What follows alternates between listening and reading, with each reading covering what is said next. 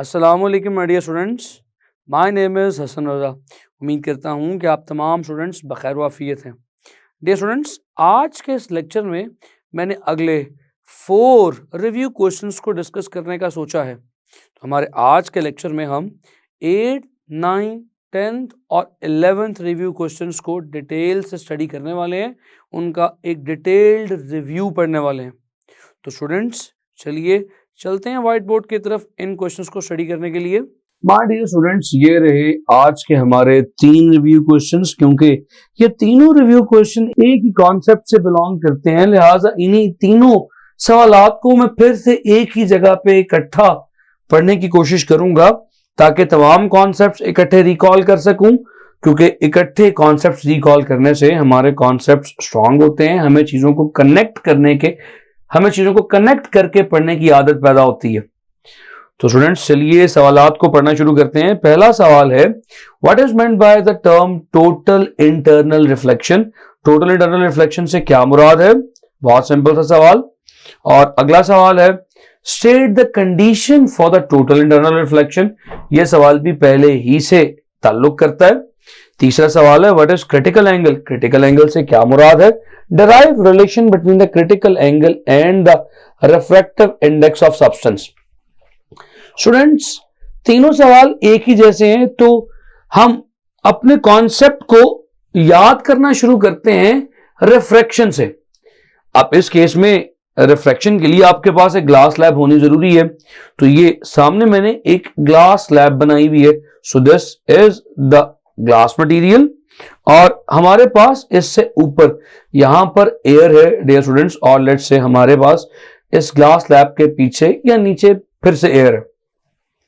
अब इस बार हम जो रिफ्रैक्शन करेंगे वो refraction from the denser to the rare medium करेंगे। तो जल्दी से इस डेंसर मीडियम की बाउंड्री पर एक नॉर्मल या परपेंडिकुलर ड्रॉ कर लेते हैं। तो डियर स्टूडेंट्स अब इस केस में हम कहते हैं कि हमारी लाइट की रे एक डेंसर मीडियम में ट्रेवल कर रही है। लेट्स से ये हमारी लाइट की रे डेंसर मीडियम यानी कि ग्लास में ट्रेवल करती हुई आई और आके इस ग्लास और एयर की बाउंड्री पर स्ट्राइक की। तो इस वक्त जो एंगल बनाएगी वो एंगल ऑफ इंसिडेंस कहलाएगा, आए। तो dear students this is the angle of incidence. अब आप देखेंगे ये लाइट की रे जब ग्लास यानी कि डेंसर मीडियम से रेयर मीडियम में जाएगी तो कहां बेंड होगी? हमें यह तो पता है कि ये अपने असल पाथ यानी कि इस स्ट्रेट लाइन को फॉलो करती हुई बाहर नहीं जाएगी, अपने असल पाथ से थोड़ा सा बेंड जरूर होगी। लेकिन कहां? हम जानते हैं कि जब डेंसर से लाइट की रे रेयर मीडियम में जाती है तो it bends away from normal. तो आपने देखा कि ये अपने असल पाथ से कुछ इस तरह से बेंड हुई है कि नॉर्मल से परे चली गई। तो अब जो एंगल बना है वो एंगल ऑफ रिफ्रैक्शन है। तो डियर स्टूडेंट्स ये तो बहुत सिंपल सा केस है रिफ्रैक्शन का from the denser to the rare medium. अब इस एंगल ऑफ इंसिडेंस को थोड़ा सा और बढ़ा के देखें क्या होता है। अगर आप एंगल ऑफ इंसिडेंस को थोड़ा सा और इंक्रीज करेंगे तो इसके रिजल्ट में जो एंगल ऑफ रिफ्रैक्शन होगा यकीनन वो भी थोड़ा सा इंक्रीज कर जाएगा, यानी कि हमारी रिफ्रैक्टेड रे नॉर्मल से और अवे बेंड हो जाएगी। माय डियर स्टूडेंट्स यहां पर बात खत्म नहीं होती। अगर आप थोड़ा सा और एंगल ऑफ इंसिडेंस को एनहांस करें यानी कि बढ़ा दें तो क्या होगा? डिफरेंस यहां पर जो एंगल ऑफ रिफ्रैक्शन बनेगा वो कुछ इस तरह से होगा कि 90 डिग्री हो, कि नॉर्मल के परपेंडिकुलर हो। लाइट की रे नॉर्मल से इतना अवे बेंड हो जाएगी कि इस ग्लास और एयर बाउंड्री के ऊपर प्रोपागेट करना शुरू कर देगी, यानी कि इस केस में हमारा एंगल ऑफ रिफ्रैक्शन 90 डिग्री हो गया। तो आप जानते हैं कि ऐसे में इस एंगल ऑफ इंसिडेंस को हम क्या नाम देंगे? This angle of incidence is called as the critical angle. तो डियर स्टूडेंट्स बहुत सिंपल सा कॉन्सेप्ट है। आप क्रिटिकल एंगल को डिफाइन कर सकते हैं, हम इसको पहले भी पढ़ चुके हैं।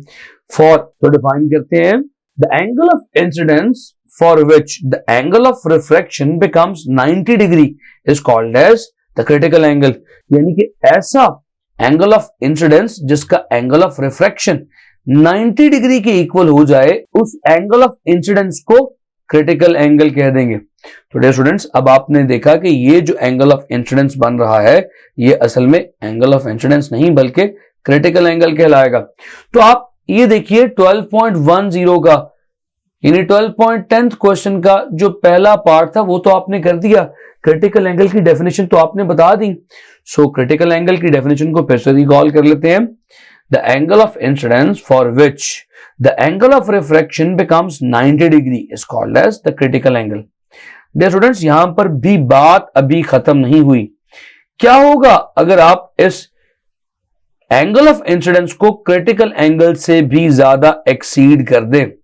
सो ये बात फिर से थोड़ी सी टेक्निकल है और समझने के काबिल है। चलिए समझने की कोशिश करते हैं। हम इस बार जो एंगल ऑफ इंसिडेंस बनाएंगे लेट्स से वो इस क्रिटिकल एंगल से भी ज्यादा है। सो डियर स्टूडेंट्स, अब क्या होगा? दिस रे of light will not remain on the boundary. वो नॉर्मल से इस कदर बेंड हो जाएगी कि वो वापस पहले मीडियम में ही आ जाएगी। This phenomena is called as total internal reflection. So total internal reflection का फिनोमेना कितना सिंपल था स्टूडेंट्स, कि ऐसी लाइट की रे जो क्रिटिकल एंगल से ज्यादा के एंगल पे इंसिडेंट करे तो वो लाइट की रे दूसरे यानी रेयर मीडियम में नहीं जाती बल्कि रिफ्लेक्ट होकर वापस पहले मीडियम में आ जाती है। इसे कहते हैं टोटल इंटरनल रिफ्लेक्शन। तो डियर स्टूडेंट्स, ये क्या आपने 12.9 का क्वेश्चन अटेम्प्ट नहीं कर दिया? 12.9 में हमसे क्या पूछा जा रहा है? State the conditions for the total internal reflection. तो टोटल इंटरनल रिफ्लेक्शन की दो ही तो कंडीशंस हैं। तो कंडीशन नंबर 1 क्या है स्टूडेंट्स? चलिए इस 12.9 की कंडीशंस को पहले लिखें। सो क्या है कंडीशंस स्टूडेंट्स? पहली कंडीशन ये है, the ray of light must be travelling from the denser to the rare medium. So ये सिर्फ डेंसर टू रेयर मीडियम में होगा। So the ray of light should be travelling from denser to rare medium, और इस case में angle of incidence must be greater than the critical angle. So इस case में हमारा टोटल इंटरनल रिफ्लेक्शन का phenomena occur होगा। So हमने conditions भी देख ली। तो डियर स्टूडेंट्स, अभी हम 2 पॉइंट देख चुके हैं। क्रिटिकल एंगल क्या है, conditions for total internal reflection क्या है, और टोटल इंटरनल रिफ्लेक्शन कहते किसे हैं। लेकिन अभी भी हमने ये नहीं देखा कि what is the relation between the critical angle and the refractive index of substance. Critical angle और रिफ्रैक्टिव इंडेक्स ऑफ सब्सटेंस में क्या रिलेशन है? स्टूडेंट्स याद कीजिए, आपने एक लॉ पढ़ा था जिसे आपने स्नेल्स लॉ कहा था। आपने कहा था कि अगर लाइट की रे रेयर मीडियम से डेंसर मीडियम में जाए तो हम कहते हैं कि sine of angle of incidence और sine of angle of refraction की रेशियो हमेशा कांस्टेंट आती है। तो डियर स्टूडेंट्स, ये तो उस केस में दुरुस्त है जब लाइट की रे रेयर से डेंसर मीडियम में जा रही हो, और उस वक्त ये जो कांस्टेंट आता है ये कांस्टेंट उस डेंसर मीडियम का रिफ्रैक्टिव इंडेक्स रिप्रेजेंट कर रहा होता। लेकिन अब हमारे केस में यहां पर जो लाइट की रे है डियर स्टूडेंट्स, वो रेयर से डेंसर मीडियम में नहीं जा रही बल्कि डेंसर से रेयर मीडियम में आ रही है। अब इस केस में क्या होगा? चलिए इस पॉइंट को लिखते हैं, डेंसर टू रेयर मीडियम। अब स्टूडेंट्स इस केस में क्या होगा? चलिए इस केस के लिए फिर से स्नेल्स लॉ को तरतीब देते हैं, क्योंकि अब लाइट की रे एक रेयर से डेंसर मीडियम में नहीं बल्कि डेंसर से रेयर मीडियम में जा रही है, तो हमारा स्नेल्स लॉ भी इन्वर्ट हो जाएगा। हम लिखेंगे इस केस में sine of angle of refraction to the sine of angle of incidence ratio will give me the refractive index of the denser material। denser material का refractive index मेरे पास ऐसे इस फॉर्मूले के तहत आएगा। तो डियर स्टूडेंट्स, ये स्नेल्स लॉ ही की एक किस्म है। ये किस्म उस सूरत में दुरुस्त है जब लाइट की रे डेंसर से रेयर मीडियम में है। तो चलिए अब यहां पर चंद वैल्यूज को सब्स्टिट्यूट करते हैं और क्रिटिकल एंगल और रिफ्रैक्टिव इंडेक्स ऑफ मटेरियल में एक रिलेशन पैदा करने की कोशिश करते हैं।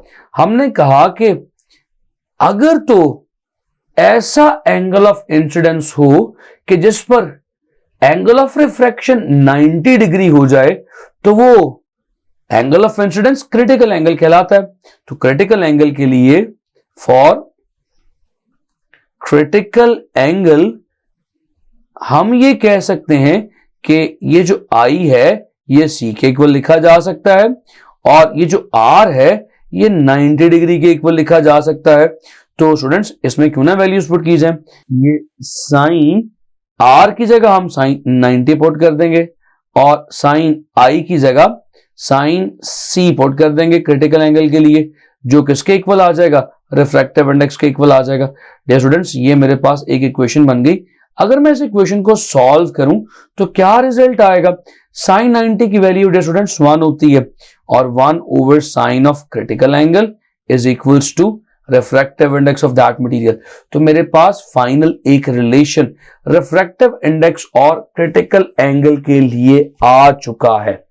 डियर स्टूडेंट्स ये छोटी सी डेरिवेशन थी for the relation between the critical angle and the refractive index of the material. Students हमने इन तीनों क्वेश्चंस के तमाम पार्ट्स को बारी बारी डिस्कस किया और समझने की कोशिश की। मुझे उम्मीद है कि ये तीनों क्वेश्चंस आपको समझ आए होंगे। माय डियर स्टूडेंट्स ये रहा हमारे इस चैप्टर का अगला रिव्यू क्वेश्चन। चलिए क्वेश्चन में पढ़ता हूं। Question says that what are optical fibres, describe how total internal reflection is used in light propagation या propagating through optical fibre. So हमसे पहली बात तो ये पूछी जा रही है कि ऑप्टिकल फाइबर होता क्या है और टोटल इंटरनल रिफ्लेक्शन के मेथड से आखिर किस तरह ऑप्टिकल फाइबर में रोशनी या लाइट ट्रांसमिट करती है या आगे की तरफ प्रोपगेट करती है। तो पहले तो हमें थोड़ा सा बताना पड़ेगा कि ऑप्टिकल फाइबर क्या है।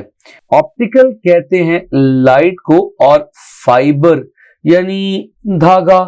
तो लाइट वाला धागा ये क्या है? डियर स्टूडेंट्स हम इस लाइट वाले फाइबर को अपने चैप्टर में डिटेल से पढ़ के आए हैं। ऑप्टिकल फाइबर इसे इसलिए कहा जाता है क्योंकि ये एक धागे से भी ज्यादा बारीक होती है और लाइट कैरी करती है, यानी लाइट की प्रोपगेशन यानी ट्रांसमिशन के लिए इस्तेमाल की जाती है। अब अगर आप इसके पार्ट्स पर गौर करें तो इसके दो मेजर पार्ट्स हैं। एक पार्ट सेंट्रल है, इसे कोर कहते हैं, और एक पार्ट सेंट्रल पार्ट के गिर्द मौजूद होता है, इसे क्लैडिंग कहते हैं। डियर स्टूडेंट्स कोर और क्लैडिंग दो बहुत मेजर पार्ट हैं किसी भी ऑप्टिकल फाइबर के लिए। अब यहां पर सवाल ये पैदा होता है कि कोर और क्लैडिंग दोनों काम कैसे करते हैं। तो याद रहे कि यहां पर हमारी कोर आमतौर पे एक डेंसर मटेरियल की है और क्लैडिंग आमतौर पे एक रेयर मटेरियल का होता है। तो यहां पर टोटल इंटरनल रिफ्लेक्शन का प्रोसीजर आखिर कैसे होगा, चलिए इस पॉइंट को समझते हैं। डियर स्टूडेंट्स हमारे पास लेट्स से ये कोर और क्लैडिंग की बाउंड्री है। इस कोर और क्लैडिंग की बाउंड्री पर एक नॉर्मल ड्रॉ कर लेते हैं।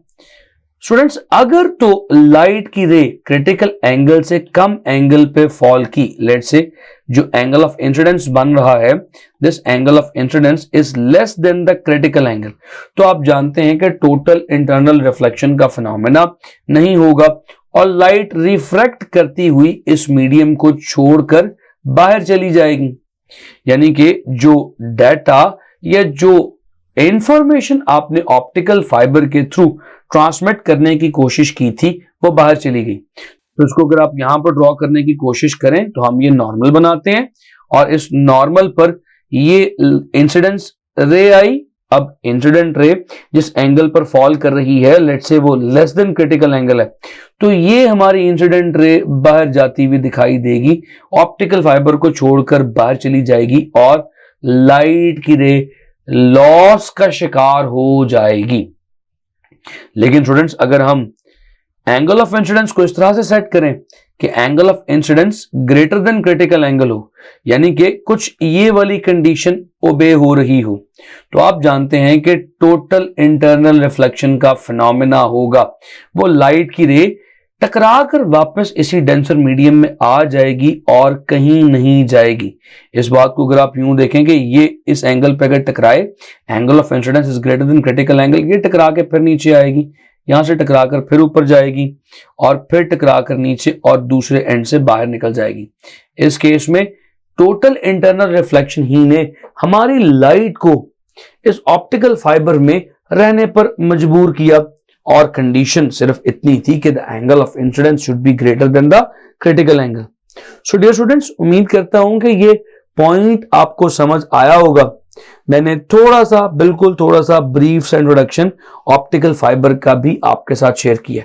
ऑल्दो ऑप्टिकल फाइबर की यूजेस, एप्लीकेशंस बहुत डिटेल में हम इस चैप्टर में डिस्कस कर चुके हैं, और अगर यूजेस का सवाल आएगा तो अलग से पूछा जाएगा। आप इसमें इसके यूजेस और एप्लीकेशंस को यहां पर डिस्कस नहीं करेंगे। माय डियर स्टूडेंट्स, हम इन 4 सवालात को बहुत डिटेल से पढ़ाए हैं, डिस्कस कराए हैं, और मेरी उम्मीद है कि आप इन 4 सवालात को समझ चुके हैं। अपना बेइंतहा ख्याल रखें। मिलूंगा आपसे अगले लेक्चर में अगले कुछ मजीद रिव्यू क्वेश्चंस के साथ। सी यू नेक्स्ट टाइम। खुदा हाफिज।